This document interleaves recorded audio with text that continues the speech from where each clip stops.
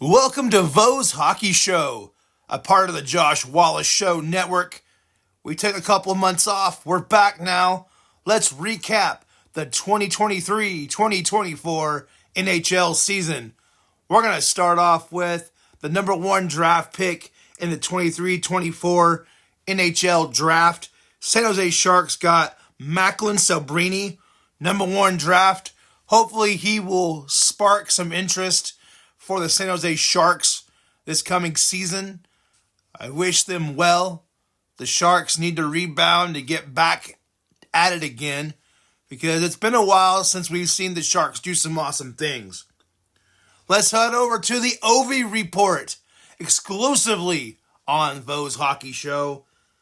The end of last season, Alex Ovechkin has up to 853 goals.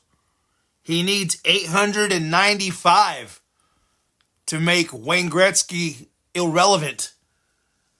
Total games played 1,426. And total assists he has is 697. He has been quoted to say if it wasn't for COVID and a lockout, that he would already have beaten Wayne Gretzky's record. I bet you he's probably on to something. Because that COVID lockout, it was so horrible. They didn't even get a full season. It was a weird time we all lived in. And then the lockout. I think he's on to something. I think he could have really have beaten Wayne Gretzky's record by then. I wonder if he'll be able to do it within the next 2 seasons. He's getting older. I'm sure he wants to retire at some point. He's already got that Stanley Cup win. I'm sure he wouldn't mind one more. But to beat Wayne Gretzky's scoring record, he's right there. Let me know what you guys think. Comment below. Do you think Alex Ovechkin can beat Wayne Gretzky's record? Let's talk about it. Let's move on to Conor Bernard. Me being a Blackhawks fan, I'm super stoked to have him on our team.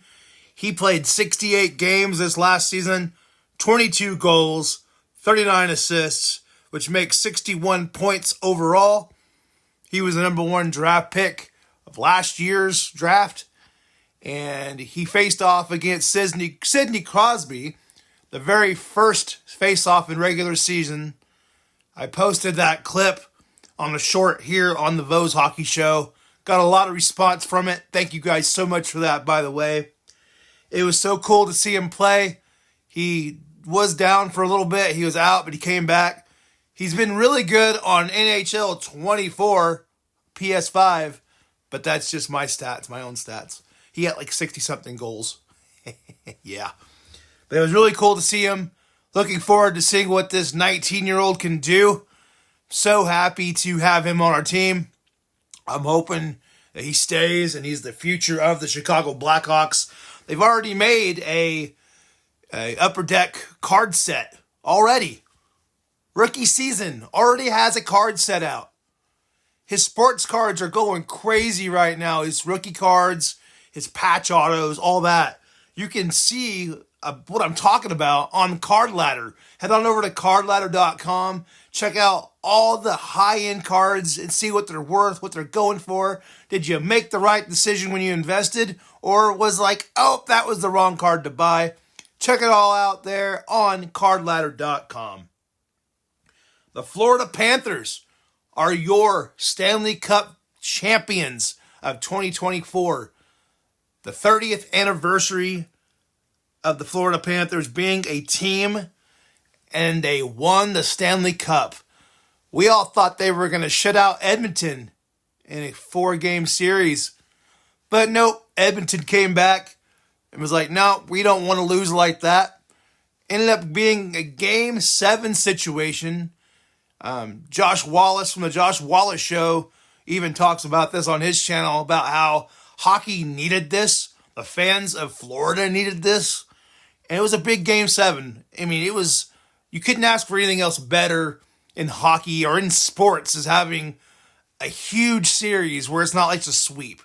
Hockey and sports really needed this Stanley Cup final. Congratulations to the Florida Panthers. Let's talk about another team that should be winning a Stanley Cup, but they never will. We're talking about the Arizona Coyotes. Arizona Coyotes finished the season 36-41-5. Their last game was April 17th, 2024 versus Edmonton of a final score of 5-2. I think Edmonton let the team and the crowd have this one. 5-2 when the Coyotes were playing kind of cruddy, but it was like, oh, the last game of the season, cool. And then there was talks of rebuilding, like getting a better place for the Coyotes to play. The city had vetoed them on getting the land. So the owner was gonna try to bid on getting the land himself, doing some of their weird, crazy thing to where it was taken away. They decided not to have the auction anymore. And all of a sudden the team was sold to Utah. Are you kidding me? Utah now has a hockey team. And the Arizona Coyotes are no more. Are you kidding me? Me being a Jeremy Roenick fan and loving that Kashina logo, I remember when the team started. And it's just crazy to think that this coming season, there's going to be no Arizona Coyotes. It hurts me. I'm so sad. Like, Arizona fans did them dirty, but I think it was because of the owner. I said Arizona fans did them dirty. I apologize. The city of Arizona, the people that lived there, voted against having them build the arena. So it was like, all right, there's not enough love. Well, there is enough love. I know there's love for hockey in Arizona. But the owner was just doing the team dirty. They weren't paying their bills, like hotel stays, stuff like that when they were traveling. They weren't paying the bills. They were playing at the university's arena versus having their own. They didn't have one. And the owner just did them so dirty to where now they're no longer a team. Hopefully in the next 5-6 years, somebody can reclaim the Arizona Coyotes name and bring hockey back to Scottsdale. Let's do this thing. Can't believe that happened, guys. It's horrible. Bad people. Now we have to watch Utah. Isn't that just a junk thing? The university. Utah hockey team. Come on, guys. You had time to come up with a name. And then they did.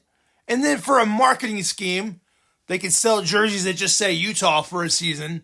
And then the next season, they can get people all hyped up, announce the mascot sometime halfway through the season, and go, here's the official mascot. And then they're going to print run all that stuff. Talk about money being made. Good marketing on their end, but frickin' Utah. I mean, they did sell a ton of season tickets when it launched. I was actually kind of surprised. But cool. I mean, Utah. Never thought I'd see Utah get a team. I was hoping that Oklahoma could get the Coyotes. Oklahoma Coyotes. Wouldn't that be rad? There used to be a roller hockey team, the Oklahoma Coyotes. I loved going to those games. Those games were great. Yeah, that would have been cool. Oklahoma City Coyotes or the Oklahoma Coyotes. But no, frickin' Utah. Maybe Oklahoma can get the Coyotes in 5 years. That'd be awesome. That would be awesome. Moving on. Me being a Blackhawks fan, you're going to get tired of hearing me saying it. That's okay. I love my Hawks. Chris Chelios, his number was retired back in February of this year. The number 7 now hangs at the very top of the United Center, along with like Michael Jordan and all that great stuff there. But Chris Chelios' number was retired. I had a friend that was there. He said he loved it. Chris Chelios is his favorite player of all time. He got to see Jeremy Roenick and Tony Amone talk about Chris Chelios' career. Man, that'd have been cool to be there. I believe the Hawks lost that game. They played the Detroit Red Wings, and that was the first time that Patrick Kane had been back to United Center since he left Chicago. And so, versus the Red Wings, Chelios played for the Red Wings also, so it was really fitting. So congratulations to Chris Chelios for having your number retired, bud. Now we're going to get to my favorite part of this episode. I get to talk about my boy, Jeremy Roenick. Jeremy Roenick's my favorite player of all time. I absolutely love the finesse that he brought to the game, the grit he also brought to the game. He didn't take crap. He played the game. He's being inducted into the National Hockey Hall of Fame in Toronto. How freaking awesome is that? I couldn't believe it when I saw them post it. I was like, are you kidding me right now? I was so excited. I texted everybody I knew that was a hockey fan. I was like, oh my God, Roenick! And they're going to be inducting him into the Hall of Fame November 11th. He's the class of 2024. I'm so stoked. And I was reading an article on NHL.com where Roenick was in the line at Starbucks, placed his order, got a phone call from the committee, a phone call he thought he would never get. And they're saying, well, congratulations, you've been nominated for the class of 2024 Hockey Hall of Fame. He got to the Starbucks line, he got up front, he had tears down his eye. He couldn't even talk to the barista because he was just so, emotional. Probably more so than when the Blackhawks won the Stanley Cup when he was announcing the game. Roenick's been through a lot. When he was an announcer, he said some stuff he shouldn't have said. Don't care. Still love him. He's one of the greatest players to ever play the game. And I'm biased, but he is a great player. I remember that there was a lot of talk of him being like a Joe Sakic. He got his knee messed up, and he went through all that, and he played with Chicago, and he left Chicago, went to Phoenix, and then he went to all the other teams that he played for. And now he's going to be in the Hockey Hall of Fame. Congratulations to American-born player Jeremy Roenick. Now maybe the Blackhawks will retire his number as well, right next to Chris Chelios' number. It needs to happen, guys. I thank you guys for listening to today's episode. Once again, the Vo's Hockey Show is a part of the Josh Wallace Show Network. We now have a eBay hockey shop, not just hockey cards, but we have all kinds of sports cards on eBay, the Josh Wallace Show. Check it out on eBay. Also go to thejoshwallaceshow.com. There you'll find a link to the shop along with all of Josh Wallace's awesome cards. Appreciate you guys listening today. What was your favorite part of this episode? Did I miss something? What was your greatest highlight of this season in the NHL? Thanks for listening. Like, subscribe, make the world go round. Peace.